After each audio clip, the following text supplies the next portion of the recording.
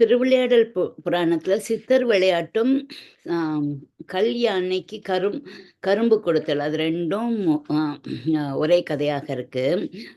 மதுரை மாநகர்ல ஒரு சித்தர் இருக்கார். அவரு ரொம்ப அற்புதங்கள் எல்லாம் செய்துட்டு வரார். அப்ப குழந்தை இல்லாதவர்களுக்கு குழந்தை வரம் கேட்டு வரவங்களுக்கு குழந்தை பாக்கியத்த வரமாக கொடுக்கிறாரு. அ அப்ப வந்து ம் அங்க நடக்கிற சம்பவங்கள் எல்லாம் ஒரு வேடிக்கையாக ஒரு கதை மாரியே எழுதியிருக்காங்க இந்த புஸ்தகத்துல. சத்திரத்துக்கு வந்து ஒரு செவிடா ஒருத்தர் இருக்காரு. அவர் அவர் வந்து கோதையோட மகன் ரங்கன். அவன்தான் அவன் சாமி தான் மை தடவுனாரு. நேத்து ராத்திரி திருடன் காலடி ஓசைய வச்சே கபாலன் புடிச்சுட்டானா அந்த திருடன். ஏன்னா மை தடவி அந்த சித்தர் வந்து அந்த செவிடனுக்கு காது கேட்குற மாரி செஞ்சிருக்காங்க. அதுக்கப்புறம் என்ன இவ்வளோ கூட்டமா இருக்கு? விடிய விடிய கருங்கல்லே நான் வந்துட்டேன். இன்னும் பொழுது போயிருச்சு. எங்க ஊருக்கு நாங்க திரும்பி போணும். 5 கல்லு தூரம் நடந்து வேற போணும். இன்னும் அந்த சித்தர பார்க்க முடியல. அம் அப்படின்னு சொல்லி ஒருத்தருக்கு ஒருத்தர் அங்க பேசிக்கிறாங்க. எனக்கு ஒருத்தர் சொல்றாரு, "எனக்கு வயசாகி போச்சு. கண்ணு தெரியல, காது கேட்கல, யாரும் மதிக்கிறதில்ல. வீட்ல மருமவ வந்து வேலை செய்யாம சோறு போட மாட்டேங்கிறான்.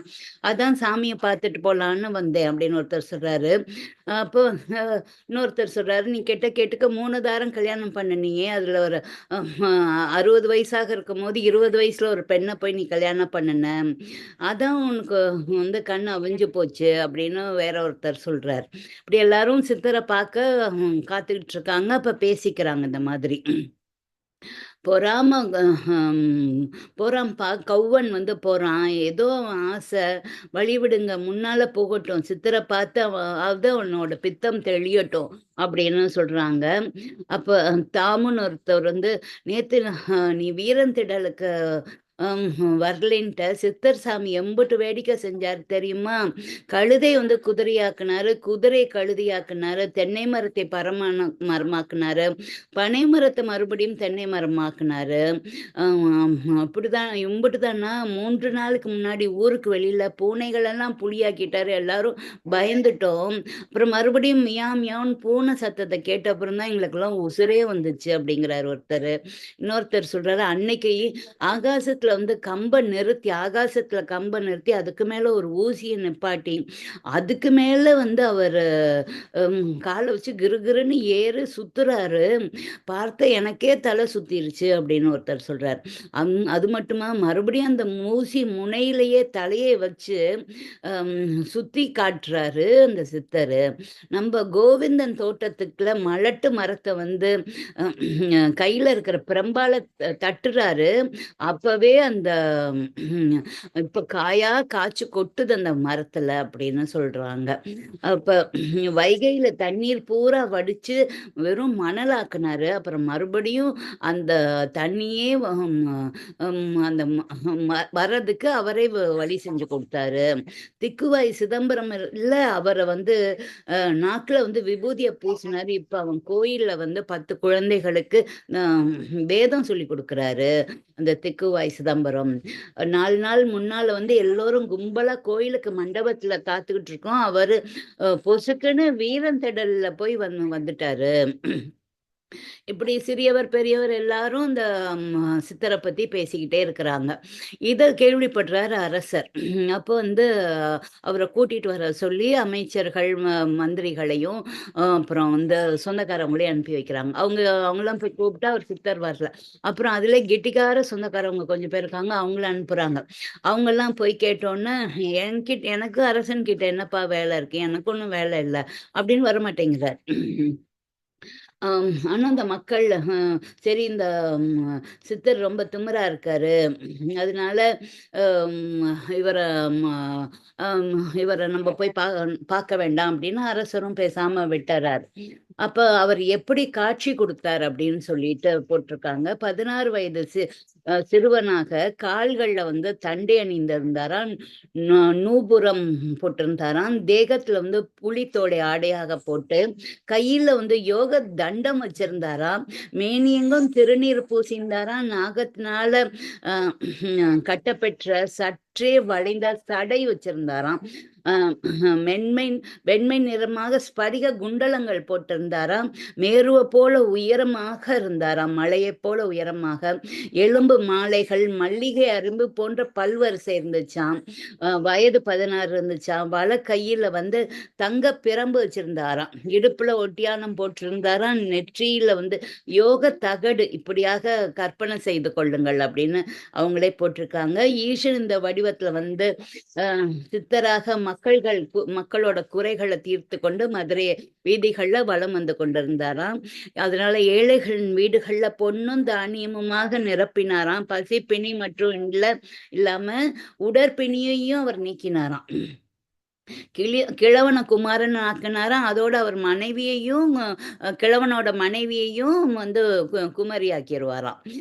அதனால மனிதர்கள் பிறந்தவர் எல்லாரும் குறையில்லாமல் இருப்பதற்காக குறையில்லாமல் இருப்பது அபூர்வம். வசதி ஏன்னா வசதி இருக்கவங்க கூட வந்து இன்னும் கொஞ்சம் வசதி வேணுமேன்னு கேட்கிற உலகமாக இப்ப இருக்கு. ஆசை யாரை விட்டது அப்படின்னு சொல்லியிருக்காங்க. அப்ப இந்த சித்தரின் பெருமைய வந்து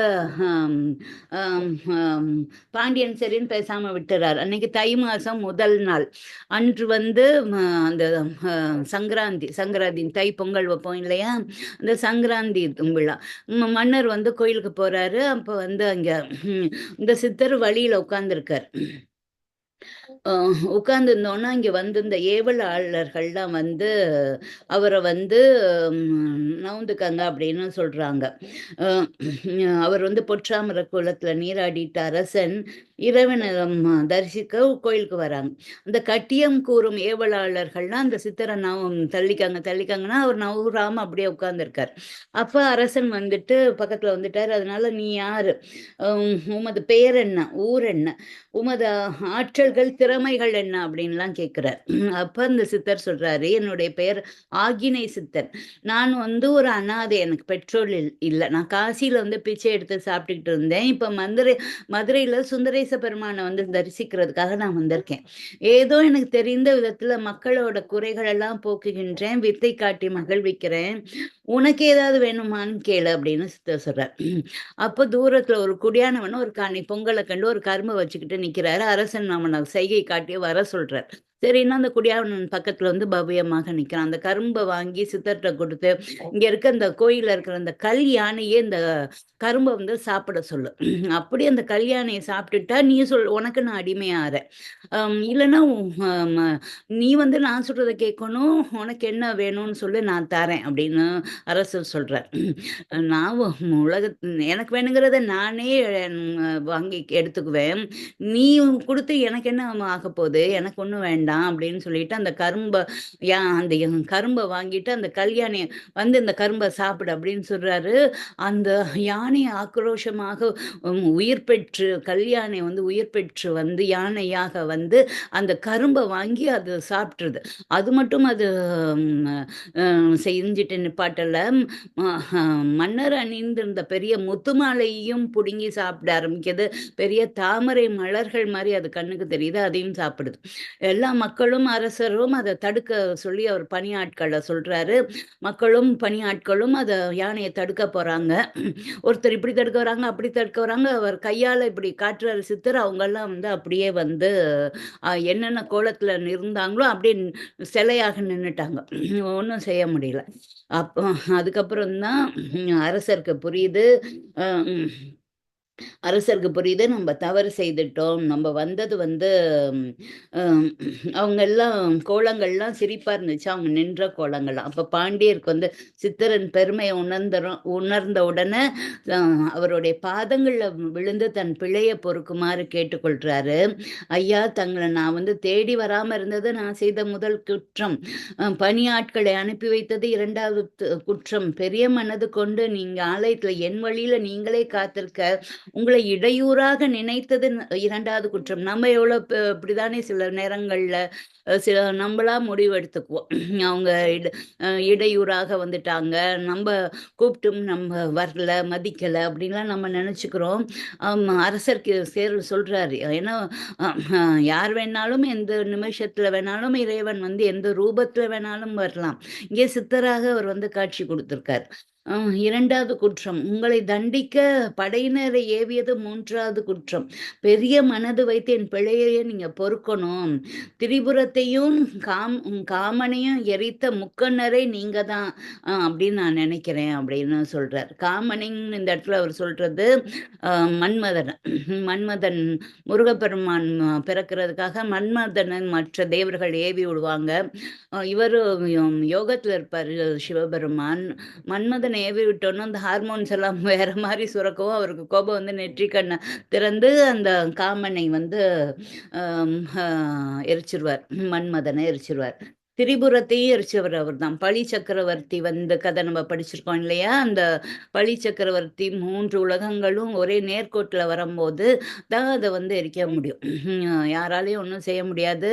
அப்ப சிவபெருமான் தான் நெற்றிக்கண்ணை திறந்து அந்த 3 உலகம் அவர் பழி சக்கரவர்த்தி வைத்திருந்த 3 தங்கத்தால உலகம், வெள்ளியான உலகம், இரும்பால உலகம் 3 உலகம் வைத்திருப்பாரு. 3ஐயும் நேர்கோட்டுல வரும்போது இவர் வந்து அழிச்சிருவார்.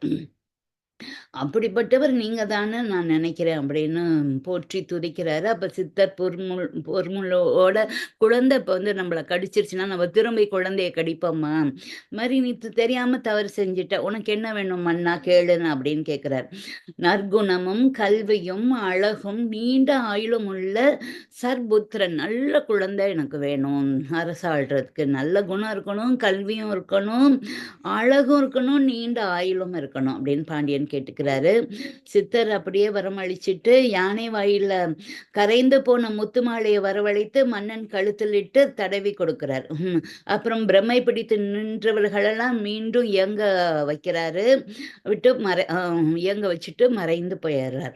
பாண்டியன் வியந்தது எல்லாம் ஈசன் செயலே அப்படின்னு ஆனந்தமா இருக்கிறாரு. சித்தர் வரம் அளித்தபடியே அவருக்கு வந்து ஒரு சத்புத்திரன் பிறக்கிறான். அவனுக்கு விக்ரமன் அப்படின்னு பெயர் சூட்டிட்டு பெருமையுடன் வளர்த்து வந்துட்டு உரிய வயதுல மைந்தனுக்கு பட்டம் சூட்டி அரச பொறுப்பை ஒப்படைத்து விட்டுட்டு இறுதியில இறைவன் அடி சேர்ந்துறாரு பாண்டியன்.